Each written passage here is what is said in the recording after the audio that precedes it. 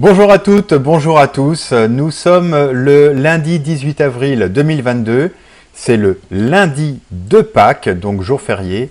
Et c'est donc l'occasion pour moi de vous présenter une nouvelle vidéo consacrée à la compréhension des événements qui se déroulent en ce moment.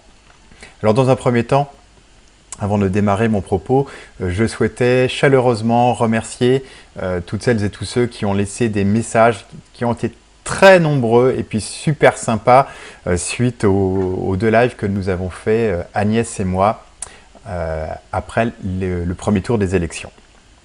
Alors, au cours de ces lives, nous nous sommes montrés plutôt rassurants, quoique les événements de la veille aient pu apporter comme nouvelles relativement inquiétantes.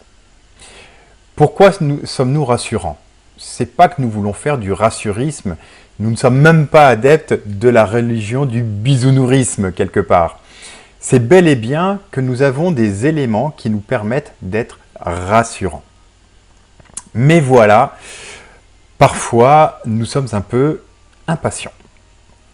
Est-ce que c'est une preuve d'immaturité? Je ne le crois pas. Parce qu'en fait, nous avons affaire à ce moment-là à cette notion extrêmement angoissante, inquiétante, qui est celle du temps qui passe, du temps qui coule. Et tantôt, nous aimerions que le temps aille plus vite, et d'autres fois qu'il ralentisse. En gros, quand les événements sont sympas, on voudrait qu'ils prennent leur temps, et quand c'est désagréable, on aimerait bien que les choses accélèrent un petit peu. En fait, tout dépend de la conception que nous avons du temps. C'est le propos de cette vidéo. Alors, grosso modo, on peut dire qu'il y a deux conceptions possibles du temps. Il y a une conception linéaire, donc un passé, un présent, un avenir, et une conception cyclique. Bien sûr, pour les astrologues, le temps est nécessairement cyclique. En tout cas, tant que les planètes tourneront autour du Soleil. C'est ainsi que chaque année, l'année démarre au 1er janvier, que chaque année, le printemps démarre au moment où le Soleil rentre dans le signe du Bélier. C'est ce qui nous permet, nous autres astrologues, de pouvoir définir une chronologie prévisionnelle des événements. En cela, nous sommes quelque peu plus précis que les voyants et les médiums n'ont pas cette notion. Le temps n'existe pas pour eux. La seule chose qui est perçue, en tout cas qui est adressée aux voyants et aux médiums, c'est la voie, la route. La route, elle est toute tracée. Nous savons que nous allons vers des choses beaucoup plus agréables, beaucoup plus importantes.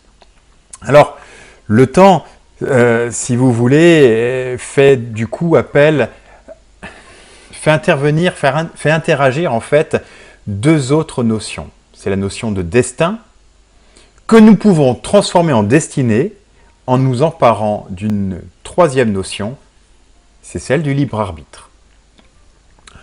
L'avantage avec le temps circulaire, c'est que des opportunités peuvent se représenter régulièrement pour pouvoir nous emparer du libre arbitre. Je vais prendre quelque part des comparaisons, faire des métaphores. Bon, j'ai souvent utilisé la métaphore du gland. Un gland a un destin, celui de devenir un chêne. Mais si, selon son libre arbitre, le gland peut tout aussi bien décider de rester un gland. Même à jamais un gland. Voilà. En fait, il peut décider de son moment. Et ce moment-là, eh bien, c'est ce que l'on appelle l'éveil. C'est ce qu'on appelle l'élévation, la prise de conscience, ou ce que nous appelons en ce moment, nous autres, le réveil. Quand on dit « réveillez-vous », mais oui, mais sauf que on ne peut pas imposer à une personne à quel moment il doit se réveiller. Ça, c'est le boulot du réveil matin. Et Dieu sait que tout le monde le déteste, celui-là. Donc, si quelqu'un d'autre s'immisce dans votre vie en vous disant « réveille-toi », qu'est-ce qui va se passer sinon une réaction de défense? C'est comme le poussin qui est dans sa coquille, qui est dans son œuf. Si vous cassez la coquille de l'extérieur, eh bien le poussin va dépérir. Alors qu'à l'inverse, si le poussin attend son moment, le moment qu'il juge opportun pour naître, eh bien il va briser la coquille de l'intérieur. Et une fois qu'il aura brisé sa coquille, il va pouvoir naître, il va pouvoir donc éclore, grandir et devenir la poule ou le coq qu'il est destiné à devenir. Je sais pas, moi qui... Bon, il peut aussi faire le choix d'être les deux, mais bon, ça c'était un autre débat. Possible, mais c'est vraiment et véritablement important que l'on puisse comprendre cette notion de l'écoulement du temps et du libre arbitre, parce que c'est ce qui explique aussi ce qui arrive en ce moment. Bien sûr, on peut être impatient que les choses avancent, parce qu'elles vont avancer. Ça, à coup sûr, ça va avancer. Mais quand est-ce que les choses vont arriver? Eh bien, on est aussi tributaire du libre arbitre du collectif. Or, quand on parle de collectif, eh bien justement, l'année 2022 est une excellente opportunité. Pourquoi? Parce qu'elle fait interagir deux planètes collectives ensemble. Ces deux planètes collectives, les astrologues amateurs les connaissent, il s'agit de Jupiter et de Neptune, qui ont formé leur conjonction il y a quelques jours à peine, c'était le 12 avril très exactement. Donc il y a 6 jours. Et souvenez-vous, pour celles et ceux qui me suivent, lors de ma première vidéo de l'année 2022, j'avais précisé qu'il y aurait un avant et un après Pâques 2022. Pourquoi? Tout simplement parce que c'est au moment de Pâques que se formait cette conjonction de planètes collectives, donc qui appelle à un mouvement collectif. Quel va être ce mouvement collectif? Est-ce que ça va être celui de la stagnation ou est-ce que ça va être celui du réveil? Eh bien, dans l'ensemble, on peut dire que le chemin va être celui du réveil, à mesure que les événements qui nous sont proposés vont commencer à nous bousculer. Et en cela, les élections présidentielles sont un excellent signal. Alors oui, le premier tour n'a pas du tout donné le résultat que beaucoup espéraient. On pensait virer le gamin. En fait, rien n'était moins sûr. Agnès et moi, on ne s'en était pas cachés. On était extrêmement, je ne vais pas dire indécis, mais nous avions une grande difficulté en fait à pouvoir dire comment ces élections allaient se dérouler. D'ailleurs, moi en ce qui me concerne, quand j'ai analysé le thème des 12 candidats, j'avais bien précisé que sur les 12 candidats, je n'en voyais aucun susceptible de pouvoir conquérir le pouvoir. Et ni le gamin ni Marine Le Pen ne sont susceptibles de pouvoir devenir président. Alors oui, bien sûr, vous allez me dire, dimanche prochain on vote et il y en a forcément un des deux qui va sortir vainqueur. Oui, ok, c'est vrai. Mais ni l'un ni l'autre sont dans un élan favorable pour rester durablement président. Et comme Jupiter et Neptune sont actuellement en conjonction et qu'ils appellent à une notion de collectif, de mouvement collectif, eh bien les mouvements collectifs, ils peuvent se matérialiser tout simplement dans la rue. Ça peut être des révoltes, ça peut être des grèves, ça peut être des insurrections. Parce que ce mouvement de Jupiter-Neptune, qui plus est au carré de la Lune Noire, et la Lune Noire appelle une radicalisation du mouvement, appelle à une lucidité, eh bien il est certain que si on doit compter sur une certaine proportion de gens éveillés pour pouvoir faire changer la matrice, eh bien, il est certain que dans le courant des événements de l'année 2022, des opportunités vont être apportées. Alors, évidemment, ce réveil n'est pas forcément... Ah bah ça alors. Regardez donc. Regardez donc. Attendez, je vous le montre à la caméra. On a une petite chenille. Une petite chenille verte.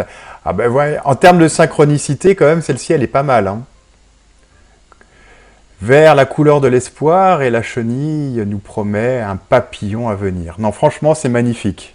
Et bien, cette petite chenille, je vais la mettre à l'abri. Hop, et voilà, je te remettrai dehors tout à l'heure. Magnifique, n'est-ce pas? Donc, ben voilà, un très beau symbole d'éveil et de promesse de réveil, de promesse d'envol. Tout ça pour vous dire. Donc, j'en étais où du coup? Je ne sais même plus dans mon propos. À partir du moment où un certain nombre d'entre nous décideront de basculer, enfin de nous réveiller, c'est comme si nous allions percer, abandonner une ancienne matrice pour en construire une nouvelle. C'est comme si nous allions naître, tout simplement. Et de ça va dépendre l'effondrement du château de cartes actuel du système. Tout ce que je peux vous dire, c'est qu'il est impossible que le système actuel, appelons ça les mondialistes ou les globalistes, puisse perdurer éternellement. Ça, c'est impossible. Et ça n'adviendra pas. On sait juste qu'il va y avoir un réveil. Le seul moment, c'est de se dire, mais quand est-ce qu'il va avoir lieu?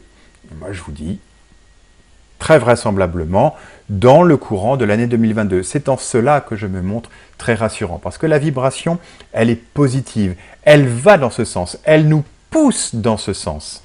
Mais nous ne sommes pas seuls, nous sommes tributaires d'un collectif.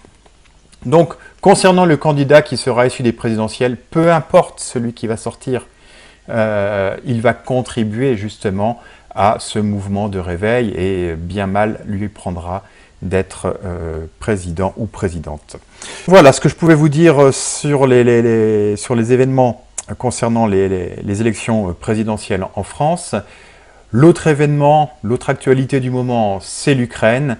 Bon, là aussi, ça participe de ce mouvement de réveil. Encore une fois, je vous redis que je ne suis absolument pas inquiet sur ce conflit ou sur une dégénérescence du conflit ukrainien. On va avoir beaucoup d'opportunités qui vont se présenter pour une résolution, alors je ne vais pas dire pacifique, mais en tout cas diplomatique du conflit. Naturellement, cela va dépendre de l'avancée de l'armée russe dans le Donbass.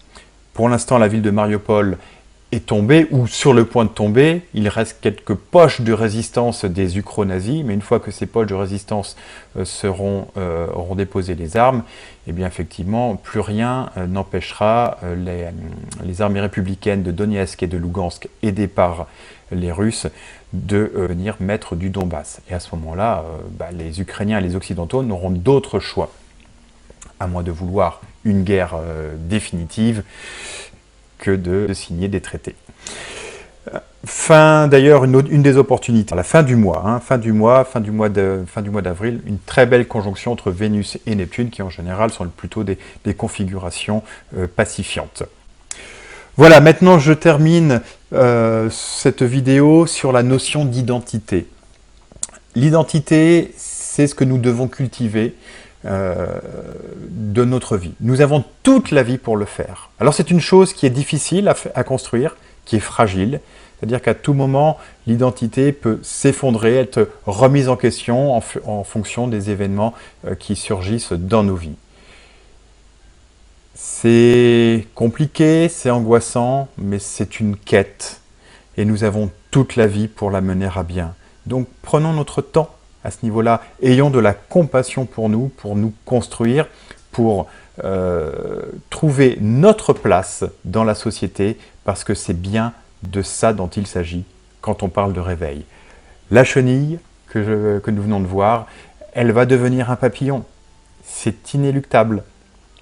Enfin, sauf si je l'écrase, bien sûr, mais comme c'est pas mon intention, voilà, elle va forcément devenir un très joli papillon. Elle choisira le temps qu'il lui faut pour le faire. Là-dessus, je vous souhaite à toutes et à tous une très belle semaine et je vous dis à très bientôt pour une nouvelle vidéo. Je vous embrasse, à bientôt.